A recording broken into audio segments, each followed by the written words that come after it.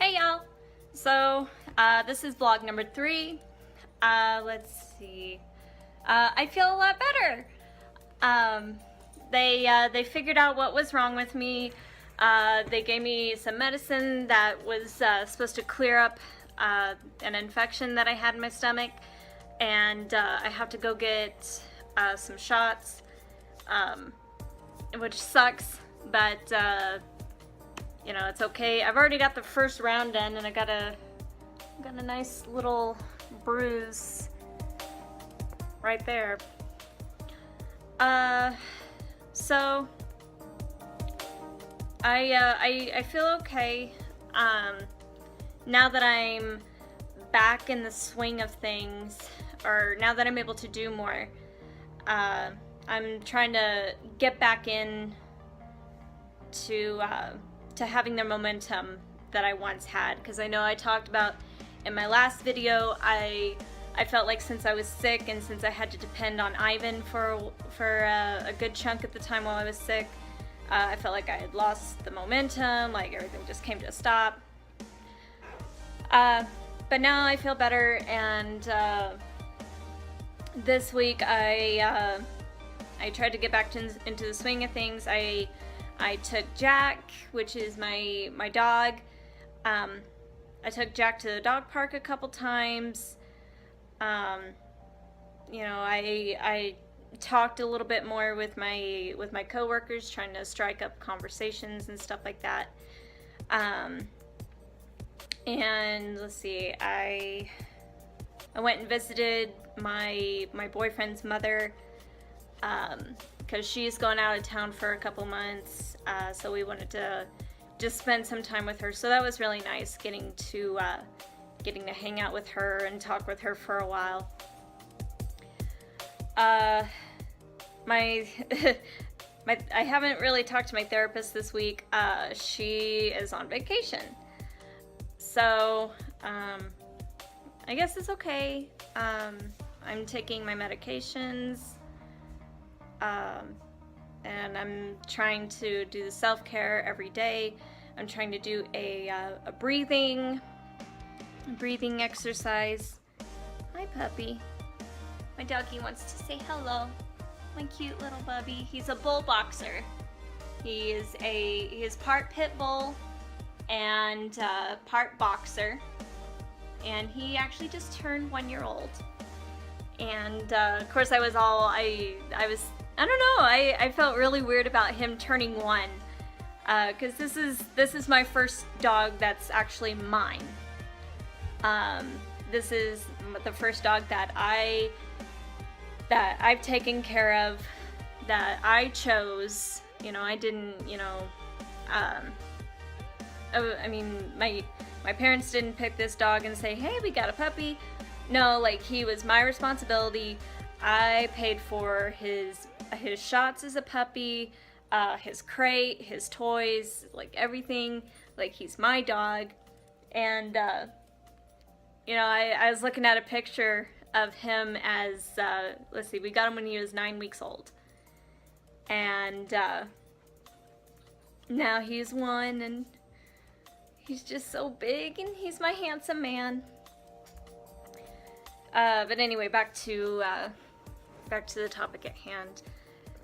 I feel I'm functioning fine. I did feel kind of anxious with day-to-day stuff. Like at work, my boss wanted to sit down and go over finances, because I'm a bookkeeper at my job. And I mean, it was really dumb, because I knew what I was doing. You know, I feel like I've learned a lot, and I'm pretty good at my job. But I, like, when it comes to presentations and going over reports and stuff like that, like, I freak out, because I'm always afraid that I'm gonna make a mistake, and that, you know, they're gonna be like, oh, well, you suck at your job. And I mean, I know that's not good, so I'm trying to correct that. My my therapist told me that if I ever get into what we call stinkin' thinking, to think about 3 good things, 3 positive things. That's it. Like, even for that moment, like if I'm feeling like overwhelmed with something, if I feel like anxious or sad about something, just think about three things. They don't have to be major, just 3 things. Like, okay, I packed myself a really good lunch. Okay, 2, I got a really, really good response on a Facebook post that I posted for our company. And 3, I can't remember what the 3rd thing was, but I mean, I tried to do that, but I always get very, very anxious, because I want to do a good job. I want to do a good job at my job. And I always want to try and be better and try and push myself. Just because the environment that I'm in, they're all engineers, and I'm not an engineer. Even when I was in college, I was in family life education. I wasn't in engineering, of all things. I hate math, and I'm just not, my mind is not programmed the same as them. But I am trying to adapt as far as growth goes. And I'm trying to get better at my job and try and find a passion, find my passion again.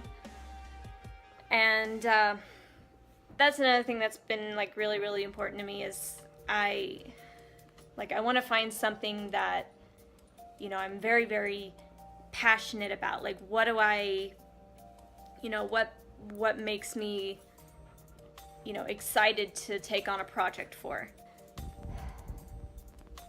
I feel anxious right now just even thinking about it, because passion is a question that's very overwhelming to me, because of my depression, passion is a hard thing for me to find. And I mean, I thought I knew what I wanted to do.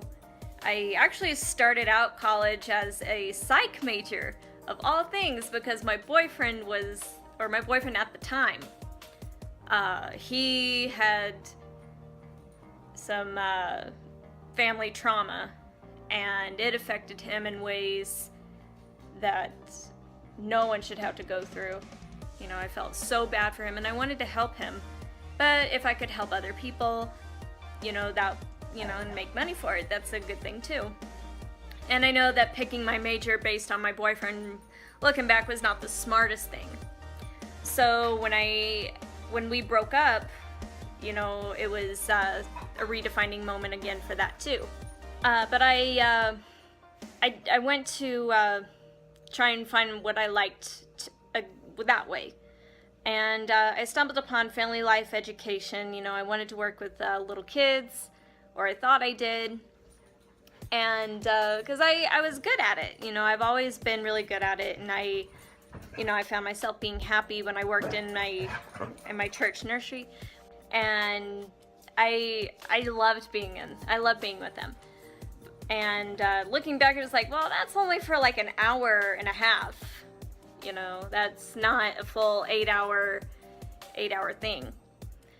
But at the time, I remember looking at the classes, and I thought I was really, really interested in them. It's like, yeah, okay, I can do this. I got into it, and then I got into the field. To build up my resume, I started working in a daycare center, and I was actually working in a class, that I wanted to make a career out of. And my boss was like super supportive of that. She understood that I was going to school for this, and that I was trying to be a good teacher. And unfortunately, due to reasons, I had to leave that school. But it was okay, because I got another job like shortly after that. I worked in a sushi place for a couple months, but I ended up working at a education bookstore. And that was probably one of the best jobs that I've ever had. You know, the people there, they were so sweet. I loved my boss. I loved my coworkers. I was good at what I was doing. I was awesome. And then I moved here, and I took on another job at another daycare. And again, it was about the same age range, but this one was a whole different ball game. This daycare, I had to get certified for a number of things. Like, it was like a real school. And because I had the experience, you know, they took me on as a full-time teacher. And, you know, my students, they were okay. You know, there were some really, really sweet ones that I wish that I could just hug and, you know, be like, you're just the sweetest thing. And of course, with the good comes the bad. But I worked there for, I think, a month or 2 months. But the working atmosphere just drained me. I didn't want to go to work. I didn't want to be there. I couldn't wait to leave, but I needed the money because I was living alone. And it was a weird thing. And it was really, and looking back on it, it was like, oh, that's so sad. While the kids were napping, the teachers usually had about a 2-hour break. And so, you know, I would take advantage of that. Obviously, like, lunch could only do so much. You know, grading papers. You know, I had a class of, I think about, if I remember right, I think it was about 15 kids. Yeah. So, I mean, grading was only, like, so long. Cleaning was only so long. So I had about another hour to just kill. And I remember feeling really tired, just my energy drained that day. And I remember laying down in the kids' reading area. And I remember just curling up on that floor with the lights off. And all I kept thinking was, I want to go home. I want to go home.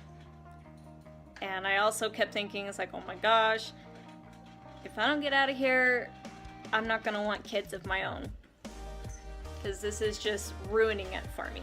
This is making all of my eggs in my body just nope. They're doing the little nope thing right now. And I've even talked to Ivan about this, because we had a conversation where it was like, yeah, you know, we'd like to start trying, you know, when Ivan turns 27. He's gonna turn 27 next March. And neither one of us were like, no, we're not ready. Not even close.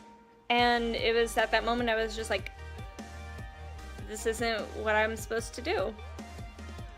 It's not what I'm supposed to do. And so I quit my job, and you know, I searched around. I didn't know what I wanted to do, so I worked at Hobby Lobby, which was a really good break for me. They were super awesome to me, and I met a lot of my really good friends there.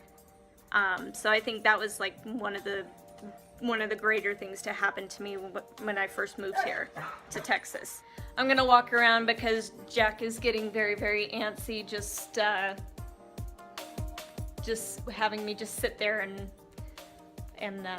talking to this camera. But I started working at Hobby Lobby, and I just kept thinking, you know, like, and it was only part-time, but due to some health issues, I needed to stay with Ivan for a couple months. So I really had a break in finances, so I guess working part-time really wasn't an issue. It was only part-time, and it looked like being full-time was just a long, a long dream down the road. They were very, they were very tight on their budget. So it didn't seem like being a full-timer was anything that was gonna happen to me anytime soon. So, fortunately, the pastor at the church that I've been going to, his stepdad is a president of a nonprofit organization, or was the president. He's no longer, which is really sad, but I'm glad I caught him before before he left.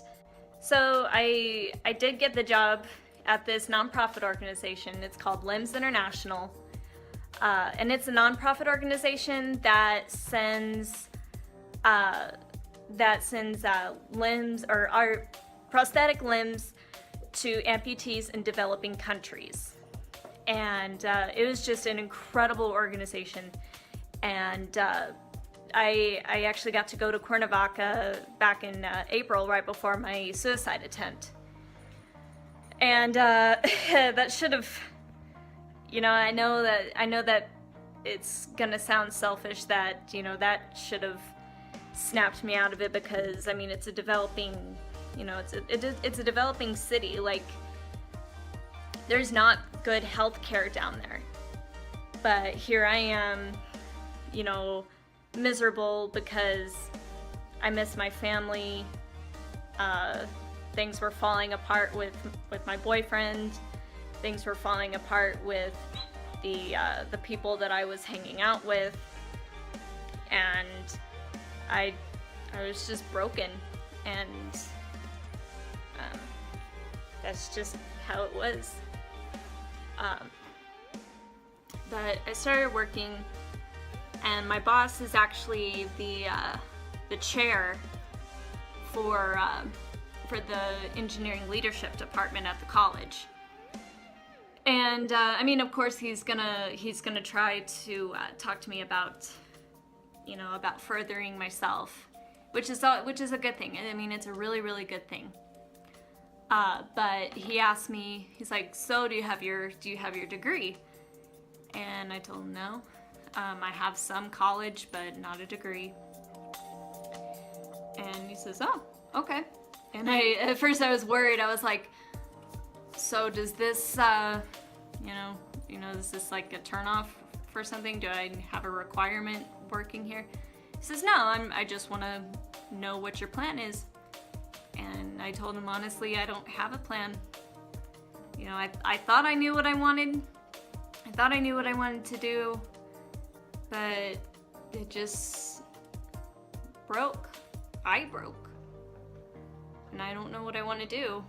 And he asked me if I mean, obviously I didn't tell him that I just told him something along the lines of, I thought I knew what I wanted to do, but it didn't work out, so now I'm trying to figure it out. And he was okay with that. He asked me, he's like, do you ever consider going back to college? And first off, college is expensive. I mean, like, I work at the university too, and like, I see some of the stuff that comes through. That's expensive. Even though even though I work there, that's still expensive. So since it's so expensive, I don't want to be in college if I don't have a goal, if my heart's not into this. Because I know me. I know if my heart's not in something, I'm not gonna do well at it. And I feel like a degree is something that you should want to do well, and it's something that you should want to do well and really try your hardest. And if my heart's not in it, it's just not gonna happen. I'm gonna burn out super quick. Now that I have the self-care kind of down, and I got the breathing techniques, and I have the I have the stinking thinking fighter, whatever, I don't know. Now that I have that, maybe my therapist and I start getting into the meat of everything. Maybe one day I'll find what I'm truly passionate about. Right now, I look at my future, and I picture myself working with limbs, but mainly I see myself as being a wife and being a mom, and the idea of being able to care for my family and care for my future husband, it's really cool. And like, I pictured like the house, our little house and our family, but being a wife and a mom, especially when I'm not a wife and not a mom, and I live alone with a dog that is going bananas. What are you doing? What are you doing? You weirdo. You're a weirdo. Living alone, being a wife and a mom does not pay bills. So I need to find something to do, but I don't know. Maybe one day I'll figure out what I'm passionate about. Maybe I'll figure out something. Today's not that day. And I know that's gonna take a while for me to figure all that out. But I have faith that it will. I have faith that I'll figure it out at some point. I like to believe that something will happen that just sets everything into place. And I'll figure it out, and I'll be okay, and I'll think, yes, this is where I need to be. It's like, I'm excited to do this. But till now, I do like my job at LIMS. I like my job at the university. So I'll hang on there. And who knows? It's a freaking university. There's literally like hundreds of positions at the university and opportunities that I can take advantage of there. I just gotta figure out which one I want to do. So I guess that's it for this video. That's all I can really think of. So yeah, I guess overall I feel okay. I feel a lot better than last week.